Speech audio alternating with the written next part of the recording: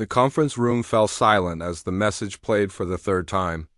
Counselor Veshtari watched the holographic display with her large, gentle eyes filling with tears. The voice coming through was desperate, broken by static and what sounded like explosions in the background. Please, anyone who can hear this. Our world is dying. The swarm came 3 days ago. They consumed our outer colonies in hours. Now they are here, at our homeworld. We are a peaceful people. We have no weapons that can stop them. We are begging. The message cut off with a scream. Ambassador Deho sat at the human section of the circular table, his face carved from stone. He had heard distress calls before during his 15 years with the Galactic Council. This one was different. This one came with a direct appeal to Earth. The Vrexith swarm, Counselor Thexner announced, his armored plates clicking as he shifted. We have encountered them before. They are locusts. They consume everything. Billions died the last time we faced them, and that was with a full council fleet. So we must respond, Veshtari said softly. Her species, the Peltharians, were known for their compassion. We cannot let another species die. We cannot throw away lives on a doomed world, another counselor said sharply. The Vrexith have already taken 3 Quellan planets. Their homeworld will fall within days. Any rescue fleet would arrive only to be destroyed. Deho listened to them argue for an hour. It was always the same. The council talked and talked while people died. He understood their caution. The galaxy was vast and dangerous. Resources were limited. You could not save everyone, but the Quellans had sent a second message. A private one. It had come directly to the human embassy. Marked urgent, when the council session ended with no decision as, Deho knew it would he returned to his office and played the second message again. A Quellan appeared on the screen. She was small, barely 4 feet tall, with silvery skin and eyes that seemed too large for her face. Her name was Sora, and she was shaking. Humans of Earth, she began. We know your reputation. The council calls you Deathworlders. They say your planet should have killed you 1,000,000 times over. They say you are violent, dangerous, that you build weapons that make other species sick with fear. Sora moved closer to the camera. Behind her, Deho could see fires burning. We are dying. Our children are being taken by the swarm. We have nothing left. So we are asking you, the dangerous ones, the violent ones, the Deathworlders, please come. Please bring your terrible weapons. Please bring your warships that other species fear. We do not care if you are dangerous. The things killing us are worse. The message ended with coordinates and a simple phrase. We are afraid, but we still have hope. Because we believe even Deathworlders have hearts. Deho sent the message to Earth immediately. 3 days later, he stood in another conference room. This one was smaller, aboard the orbital station above Earth. Through the windows, he could see the blue and green planet below. Beautiful, deadly. Admiral Kyung stood at the head of the table. Her gray hair was pulled back tight, and her uniform was perfect. She had the look of someone who had seen terrible things and refused to look away. The council said no, she stated. It was not a question. They said it was suicide, Deho confirmed. They said we would lose every ship we send. They said the Vrexith cannot be stopped, only avoided. And what do you say, Ambassador? Deho thought about Sora's message, about her shaking hands and desperate eyes, about children being taken by monsters. I say we did not become Deathworlders by avoiding danger. I say those people asked for our help. I say, he paused, choosing his words carefully. I say if we have to be the monsters that other species fear, we should be the monsters that protect the innocent. Admiral Kyung smiled. It was not a happy smile. Captain Huan, she called out. A man stepped forward from the shadows at the edge of the room. He was tall, with scars on his face and hands that suggested a life of combat. His eyes were hard but not cold. Admiral, Captain Huan acknowledged. How many ships can we deploy immediately? 12 dreadnoughts.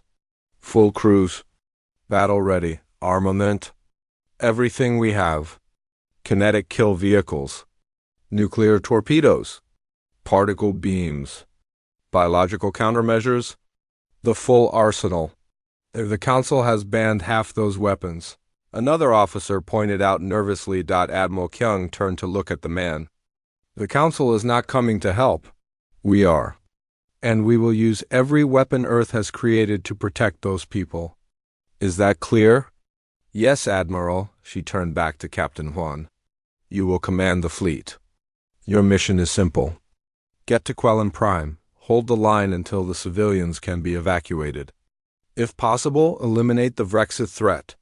And if the swarm is too large? Captain Huan asked.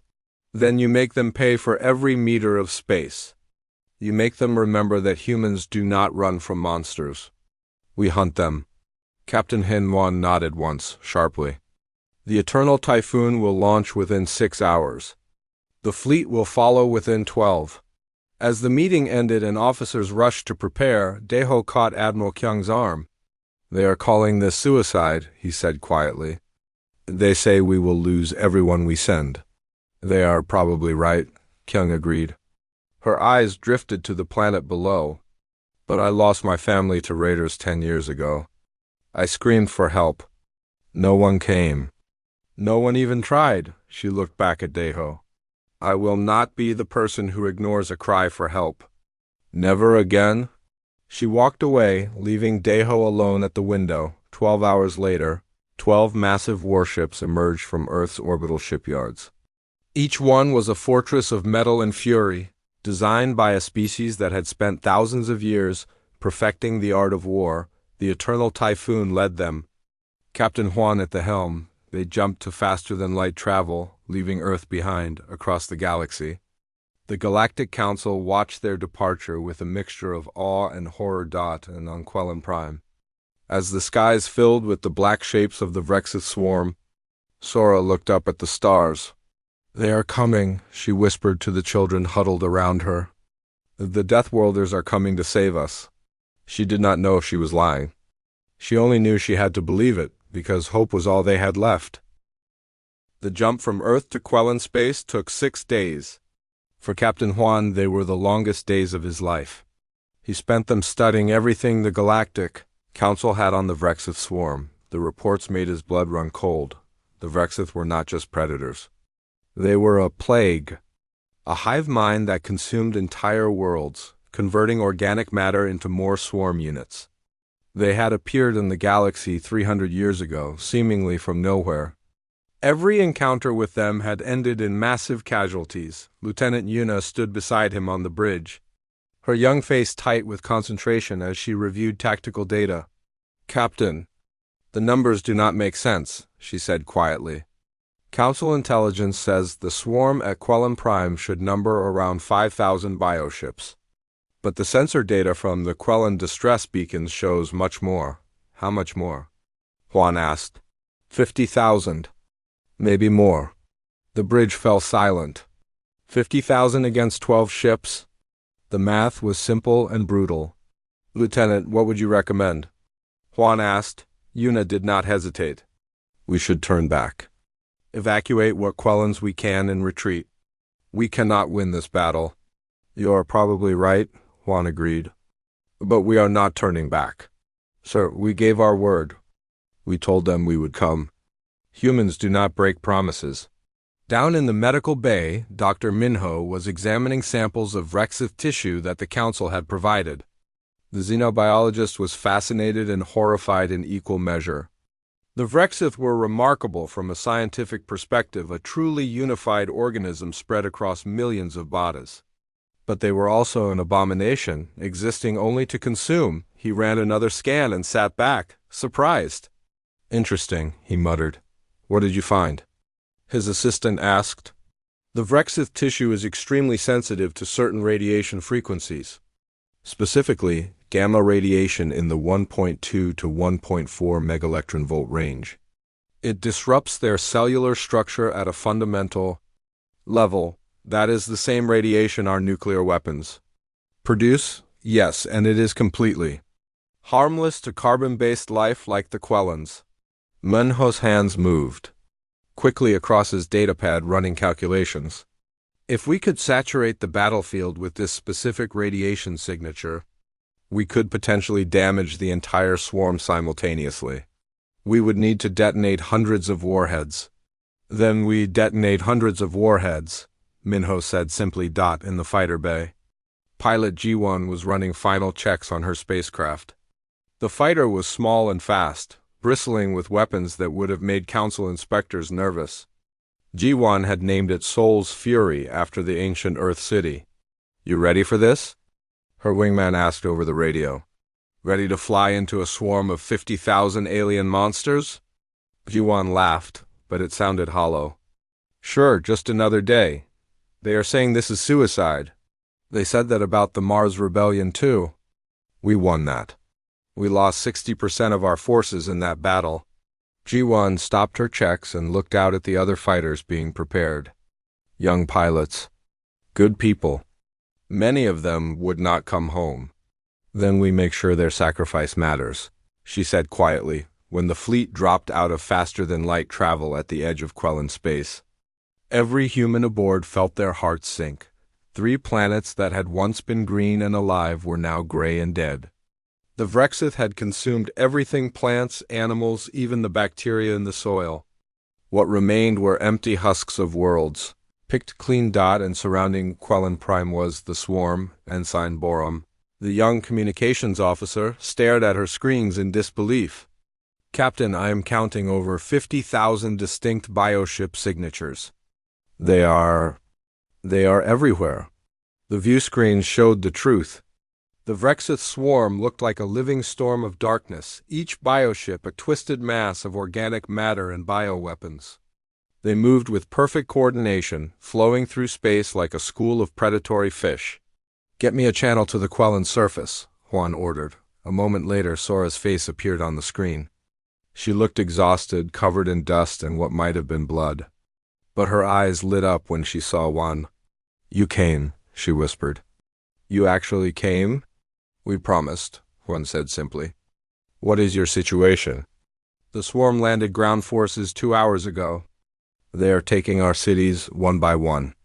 We have maybe 3 days before our shields fail.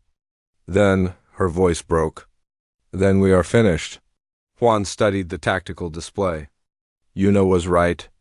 This was impossible. They were outnumbered 4,000 to 1. Any sane military commander would evacuate and retreat. "Captain," Admiral Kyung's face appeared on a separate screen. She was commanding the fleet from the Winter's Wrath. "I am seeing the numbers? This is worse than we thought." "Yes, Admiral." "Your recommendation?" This was the moment. The choice that would define everything. Juan could order the evacuation. Save what lives they could. Live to fight another day. Or he could make a stand. He thought about the promise. About Sora's desperate message. About what it meant to be human. "We fight," he said. "We hold the line at Quellan Prime. We do not let these monsters take one more innocent life." Admiral Kyung was quiet for a long moment. Then she smiled, that same hard smile she had worn on Earth. "All ships, battle formation. Prepare to engage. Authorization code Omega 7. Release all weapons restrictions." "I repeat, all weapons restrictions are lifted." "Use everything?" Across the human fleet, weapon systems came online that had been sealed since leaving Earth. Nuclear torpedoes. Kinetic kill vehicles traveling at relativistic speeds. Biological weapons designed to disrupt organic tissue. The Galactic Council, monitoring from a safe distance, watched in horror as humanity prepared for total war. "They are insane," one counselor breathed, but Veshtari, the gentle Paltharian, shook her head. "No, they are brave. There is a difference." On the bridge of the Eternal Typhoon, Juan opened a channel to the entire fleet. "This is Captain Juan to all human vessels. I will not lie to you. The odds are against us. Most of us will probably die here. But we came to this place for a reason. Those people down there asked us for help. They called us dangerous. They called us violent. They called us Deathworlders." He paused, looking at his crew. Young faces and old. Scared faces and determined faces. "Let us show them that Deathworlders are the ones you want on your side when the monsters come. All ships, advance." For Earth, for the Quellans, for everyone who cannot fight for themselves, for humanity. The response came back from 12 ships and 20,000 voices. The human fleet accelerated toward the swarm. Behind them, the Galactic Council watched in silence. Ahead of them, 50,000 Vrexith bioships turned as one to face the newcomers, and on Quellan Prime, Sora gathered the children close as weapons fire began to light up the sky. "Watch," she told them. "Watch the humans fight. Remember this day. Remember that when no one else would help us, the Deathworlders came." The first human torpedoes struck the swarm's outer edge. The Battle of Quellan Prime had begun. The swarm attacked in waves. Thousands of bioships swarmed toward the human fleet like angry insects, firing living projectiles that burned through space. The Vrexith had one advantage: numbers. The humans had another dash fury. Lieutenant Yuna's fingers danced across her tactical console. Incoming wave, 3,000 strong. Targeting the Soul's Pride. "All ships, defensive formation Delta," Captain Huan ordered. "Focus fire on the leading edge." The human dreadnoughts moved with practiced precision, forming a wall of metal and weapons. Their particle beams carved lines of destruction through the swarm. Nuclear torpedoes detonated in brilliant flashes, each one taking dozens of bioships with it, but for every Vrexith destroyed, 10 more took its place. "Shields at 70%, reported the defense officer. "Hull breaches on decks 15 through 18. Chief Engineer Nari's voice came through the communications system from deep in the ship.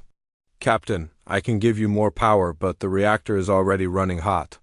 We push any harder, and we risk a meltdown." "How much more time until meltdown?" Juan asked. "At current output, maybe 6 hours. Give me 8 hours of power. I do not care what happens after that. You are asking me to destroy this ship.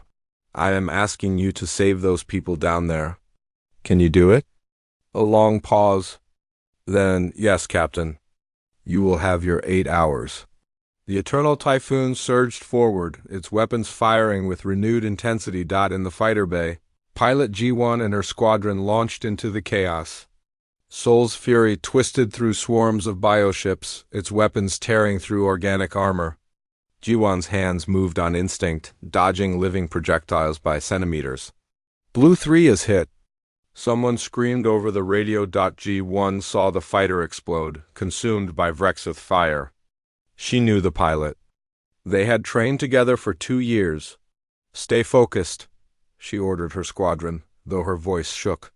"Maintain formation. Do not let them separate us." Down on Quellan Prime, Commander Taeyang led the Marine forces that had landed to reinforce the Quellan defenses. The Vrexith ground forces were nightmares made flesh-twisted masses of teeth and claws and acid. "Hold this line," Taeyang roared, his rifle cutting down a charging Vrexith warrior. "They do not get past us." The Quellan fighters beside him looked terrified but determined. Sora, the same Quellan who had sent the desperate message, fought alongside him with a repurposed mining laser. "Why do you do this?" she gasped between shots. "Why risk everything for strangers?" Taeyang reloaded and fired again. "Because someone has to. Because it is right. Because," he ducked as a Vrexith leaped at him, then shot it mid-air. "Because we are human, and humans do not abandon people who need help." On the bridge of the Eternal Typhoon, Ensign Boram maintained communications despite chaos erupting around her. A blast had damaged her station, leaving her arm burned and bleeding. She refused to leave her post. "Casualties across the fleet," she reported through gritted teeth. "The Soul's Pride has lost main power. The Winter's Wrath reports 40% casualties." "The Ensign, you are wounded," Juan interrupted. "I can still work, sir. Get to medical." "No, sir. You need communications." "I stay." Juan looked at the young officer, bleeding but unbowed, and felt a surge of pride. This was why humanity would not lose. "Not today." "Dr. Minho," Juan called down to the science lab. "Tell me you have something." The xenobiologist's voice came back excited. "Captain, I can weaponize the radiation frequency that damages the Vrexith." But we would need to detonate multiple nuclear warheads in a precise pattern. It would require perfect timing, and how close would we need to get to the swarm center? A pause. Very close, Captain. Dangerously close. Juan studied the tactical display. The swarm's command cluster, where the Hive Sovereign directed the attack, was deep in the enemy formation. To reach it would mean flying through thousands of BIOS HIPS. It would be suicide. Lieutenant Yuna, plot a course directly to the swarm's heart. Maximum speed. Yuna turned to stare at him. Captain, that is suicide? Yes, but so is everything else we are doing. Juan activated the fleet-wide channel. All ships, this is Captain Juan. The Eternal Typhoon is making a run at the enemy command cluster. We will detonate our reactor core in their midst. I need covering fire for as long as possible. Admiral Kyung's face appeared on screen. Captain, you cannot. Admiral, with respect, we both know this is the only way. One ship to save billions. That is good mathematics. Haha, it has been an honor serving with you, Admiral. He cut the channel before she could respond. All hands, this is the captain. We are going to fly into the swarm center and detonate our reactor.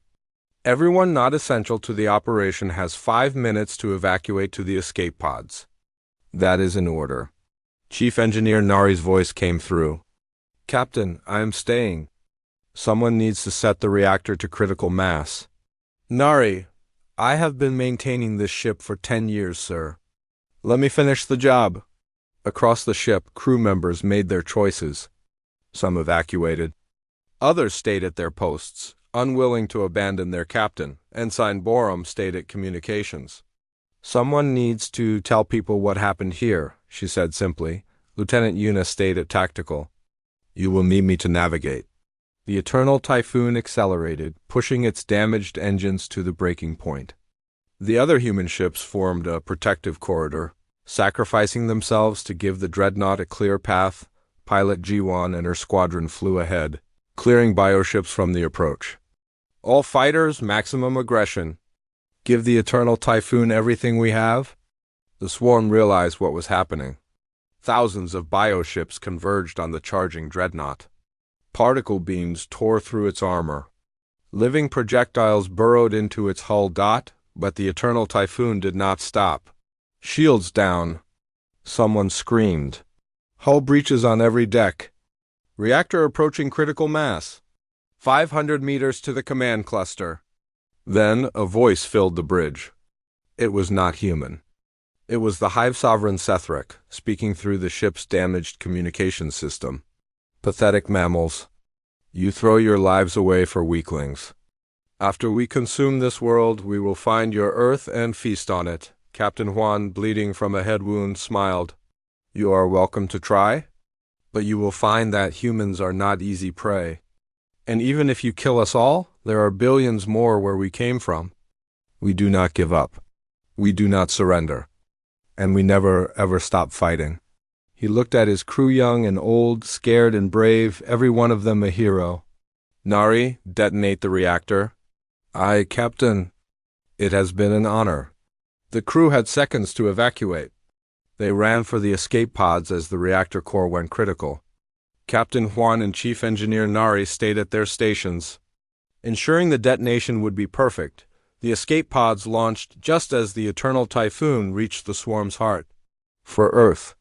Captain Juan whispered. The dreadnought exploded. The detonation was like a newborn star. The nuclear warheads, perfectly placed by Yuna's calculations and Minho's science, released a wave of specific gamma radiation that swept through the swarm. Thousands of Rexith bioships simply stopped moving. The radiation disrupted their hive connection, killing them instantly. The Hive Sovereign Sethric screamed across every frequency, and on Quellan Prime, Sora looked up at the sky as the darkness suddenly began to fade. They did it, she whispered. The humans did it. Commander Taeyang, covered in blood and exhaustion, allowed himself a moment of hope, but the battle was not over. The swarm still numbered in the tens of thousands, and now they were enraged. The death of the Eternal Typhoon changed everything. The massive explosion had killed thousands of Rexith bioships and disrupted their coordination. but it had also made them angry. Admiral Kyung watched from the bridge of the Winter's Wrath as her tactical display updated. 7 human capital ships remained. The swarm still had over 40,000 bioships. The mathematics were clear and brutal. Status report, she ordered. The Soul's Mercy is reporting critical damage to engines. The Dragon's Tooth lost its main weapons array. Casualties across the fleet are at 47%. The officer paused, his voice breaking slightly. We lost Captain Huan. Kyung closed her eyes for just a moment. Huan had been her friend for 20 years. They had fought together, bled together. Now he was gone, but there was no time to mourn. Get me the Quellan Surface Command. Sora's face appeared on screen. She looked different now, harder, more determined. Fighting beside Commander Taiyang had changed her. Admiral, the ground situation is stabilizing.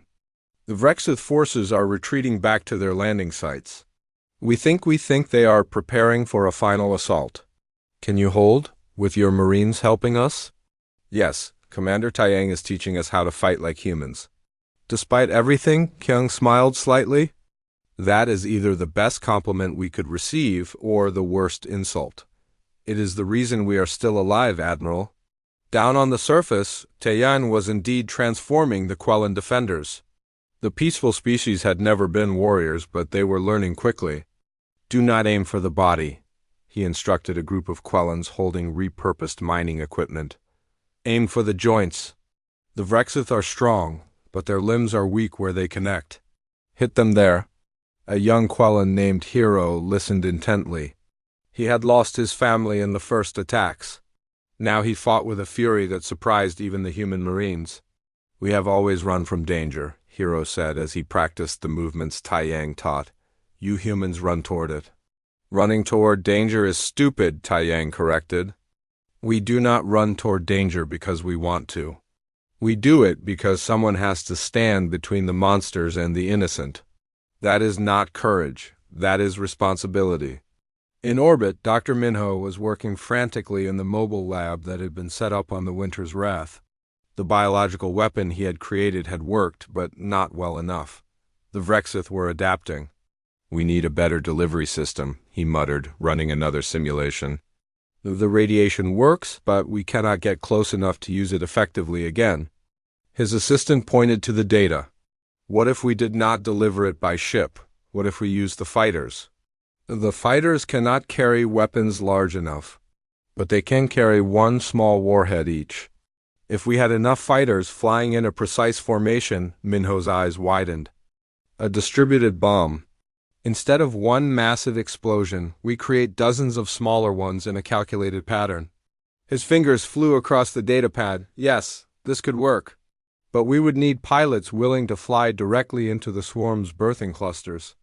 That is suicide. Everything we are doing is suicide. Pilot Ji-won was in the fighter bay when the call came. She had been flying for 3 days straight, snatching sleep in her cockpit between missions.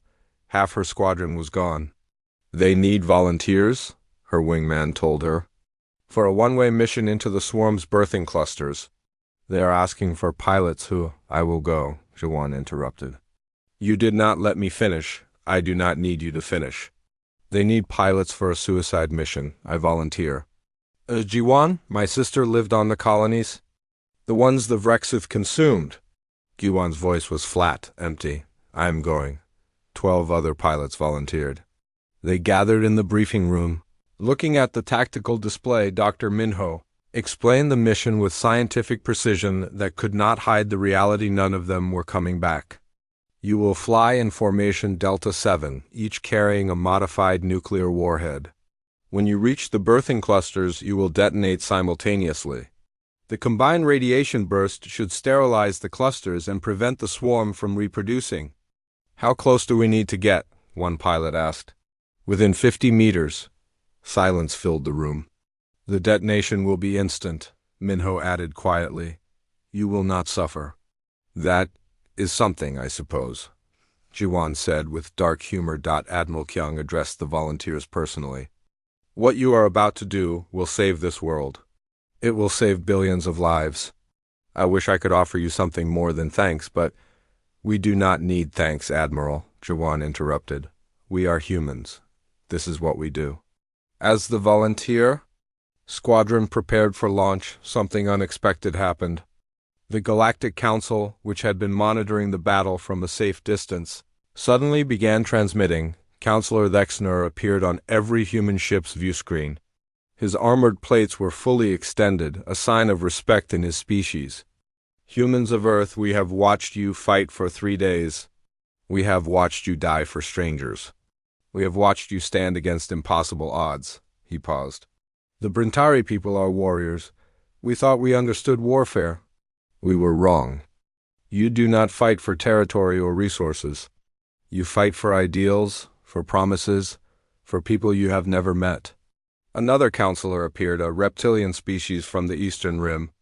My people are sending supply ships, medical aid. Whatever we can spare. More and more counselors joined the transmission. Species that had never agreed on anything were suddenly unified. We cannot send military forces in time to effect this battle, Veshtari said gently. But we can help with what comes after. You will not stand alone, humans, not anymore. On the Winter's Wrath, Ensign Borom transmitted the Council's words to the entire fleet. Wounded, exhausted humans heard it and found new strength, but there was no time to celebrate. The Hive Sovereign, weakened but still alive, was preparing its final assault. Every remaining bioship converged on Quellan Prime. All ships' defensive positions around the planet, Admiral Kyung ordered. We do not let a single enemy through. Admiral, the swarm is focusing all fire on us. At this rate, we all die. I know, but we die giving those people every second we can. The volunteer fighter squadron launched. Juwon led them toward the swarm's birthing clusters, weaving through enemy fire. One by one, pilots were picked off. The formation grew smaller. Soul's Fury to all fighters, stay focused. We are almost there. 3 more fighters exploded, 100 meters to target. 2 more gone, 50 meters. All units, prepare for detonation on my mark. Yvonne looked at the swarm surrounding her. So many monsters! But behind her, she thought of the children on Quellan Prime, the families huddled in shelters. Sora, fighting alongside Taiyang, people worth dying for. 3, 2, 1 mark. 13 nuclear warheads detonated simultaneously in the heart of the Vrexith birthing clusters. The radiation surge was perfect, calculated, devastating. The swarm's ability to reproduce died in an instant on the Winter's Wrath. Sensors detected the Hive Sovereign attempting to flee. The ancient intelligence that controlled the swarm realized it had lost. Without the birthing clusters, the Vrexith would eventually die out, but first, it would try to escape. All ships, Lieutenant Yuna transmitted. She had survived the Eternal Typhoon's destruction and now served on Admiral Kyung's bridge. I have a firing solution on the Hive Sovereign, but we need every ship to fire simultaneously to penetrate its defenses. Transmit the coordinates, Kyung ordered. Across the battered human fleet, weapons charged for one final strike. The 7 remaining capital ships, dozens of smaller vessels, even the Quellan defense stations, all aimed at the fleeing Hive Sovereign. Fire, Kyung said simply. The combined firepower of the entire defense force struck as one. The Hive Sovereign's shields shattered. Its massive form, larger than a city, was torn apart by particle beams and kinetic strikes and nuclear fury. The Hive Sovereign Sethrek died, and with it, the coordination of the entire swarm. The remaining bioships, suddenly mindless, began attacking each other on Quellan Prime. As the dark shapes in the sky tore themselves apart, Sora collapsed to her knees and wept. Commander Tiang, covered in wounds but alive, sat down beside her. "Is it over?" she asked. "It is over." Around them, Quellans and humans together watched the sky clear for the first time in a week. They had won, but the cost had been terrible. The silence after the battle was strange. For 7 days, the sky above Quellan Prime had been filled with weapons fire and explosions and the screams of dying bioships. Now there was only quiet. Admiral Kyung stood on the bridge of the Winter's Wrath and looked at the casualty reports. The numbers were brutal. Of the 12 dreadnoughts that had left Earth, only 3 survived. 23,000 humans were dead. 31,000 wounded. Entire ships lost with all hands. She had known the cost would be high. She had not known it would hurt this much. Admiral, the Quellan government is requesting permission to come aboard, an officer reported. Granted. An hour later. Sora stood on the human flagship's bridge. She looked small among the towering humans, but there was a strength in her now that had not been there before. Admiral Kyung, I am here on behalf of my people. We have no words sufficient to thank you. You came when no one else would. You fought when the odds were impossible. You died for us. We gave our word, Kyung said simply. Humans keep their promises. Yes, Sora's large eyes filled with tears. We are learning that. She presented Kyung with a small crystal Quellan honor, given only to those who had saved their entire species. We are also learning something else from you, Sora continued. We are learning to fight. Commander Taiyang has offered to stay and train our defense forces. We have accepted. We will never be helpless again. Kyung accepted the crystal with a nod. Commander Taiyang is a good teacher. Learn from him well. On the planet's surface, Taiyang was already beginning that work. Hundreds of Quellans gathered to hear him speak about defense, about strategy, about the philosophy of standing against threats. Fighting is not about wanting violence, he told them. Fighting is about being ready to protect what you love. You are a peaceful people. That is good. But peace must be defended. Young Hero, who had lost his family but found purpose in battle, raised his hand. Will you teach us to be like humans? Fearless? Taiyang laughed. Humans are not fearless. We are terrified all the time. Fear is what keeps you alive. Courage is not the absence of fear. Courage is being afraid and fighting anyway because something is more important than your fear. The Quellans listened and learned. Meanwhile, Dr. Minho had chosen to remain on Quellan Prime. The planet's ecosystem had been damaged by the Vrexith invasion, and it would take years to recover. Minho and a team of xenobiologists began the work of restoration. The swarm consumed 30% of the planet's biomass, he explained to a group of Quellan scientists. But life is resilient. We can help it recover. Working together, humans and Quellans planted new forests, reintroduced species from seed banks, cleaned poisoned waters. It was slow work, but hopeful work. 6 months after the battle, the Galactic Council convened a special session. Ambassador Deho stood before the assembled representatives of 100 species. He had prepared a speech, but when the moment came, he set aside his notes. Members of the Council, 6 months ago you refused to help the Quellans. You said the mission was suicide. You were right. 23,000 humans died in that battle. 3 capital ships were destroyed. The casualties were catastrophic. The council chamber was silent, but 70 billion Quellans lived. An entire species was saved. And the Vrexith swarm, which has terrorized this galaxy for 3 centuries, is broken. Unable to reproduce, they will die out within a generation. Deho looked around the chamber. You call us Deathworlders. You fear our weapons, our violence, our refusal to accept the impossible. But you forget something important. We are also the species that will cross the galaxy to save strangers. That will die for those we have never met. That will bring our most lethal ships not to conquer, but to protect. He paused, letting his words sink in.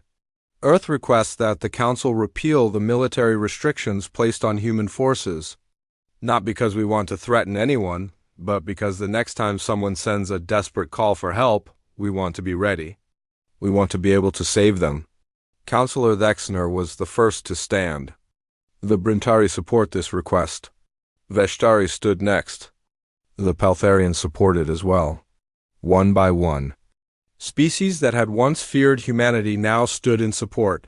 The restrictions were repealed unanimously. More than that. 3 species formally requested to join a mutual defense pact with Earth. The Quellans were first. Then the Brintari. Then others. The age of isolated species was ending. The age of the Galactic Defense Alliance was beginning. A year after the battle, a monument was unveiled on Quellan Prime. It stood in the capital city where the fighting had been worst. The monument was made of metal taken from the wreckage of the eternal typhoon, twisted steel shaped into reaching hands. Eternally protecting the city. At the base were inscribed the names of every human who had died. 23,000 names. Captain Juan's was first. Pilot G1's was there too. Along with Chief Engineer Nari and so many others, the inscription reads simply, "They came when no one else would." The dedication ceremony drew representatives from across the galaxy. Admiral Kyung was there, now Fleet Admiral Kyung. Lieutenant Yuna attended. Wearing the uniform of a ship captain, she now commanded the newly built Eternal Typhoon II. Ensign Borum came, promoted to lieutenant and wearing medals for valor. Commander Taeng stood with Sora and Hero and the other Quellans he had trained. They wore military uniforms now, ready to defend their world. Dr. Minho arrived from the restoration zones, his hands still dirty from planting trees. When the time came for speeches, Sora stepped forward. She had been chosen to speak for her people. 1 year ago, we sent a message to Earth. We were desperate. We were dying. We asked the Deathworlders to bring their most lethal ships to save us. We did not know if anyone would come. We did not know if anyone cared. She looked at the humans gathered before the monument. The humans came. They brought their terrible weapons and their powerful ships, but they also brought something else. They brought hope. They brought the belief that good people do not abandon those in need, no matter the cost. Sora's voice grew stronger. The humans have a saying from their ancient history. I have learned many human sayings this year, but this one matters most. Those who can make you believe absurdities can make you commit atrocities. But I learned something else. Those who can make you believe in hope and sacrifice in fighting for strangers, they can make you do the impossible. She gestured to the monument, to the names of the dead. People ask me why humans brought their most lethal ships to save us. The answer is simple. Because we asked them to come? And humans, for all their deadly nature, have never been able to ignore a cry for help. The ceremony ended with a moment of silence for the fallen.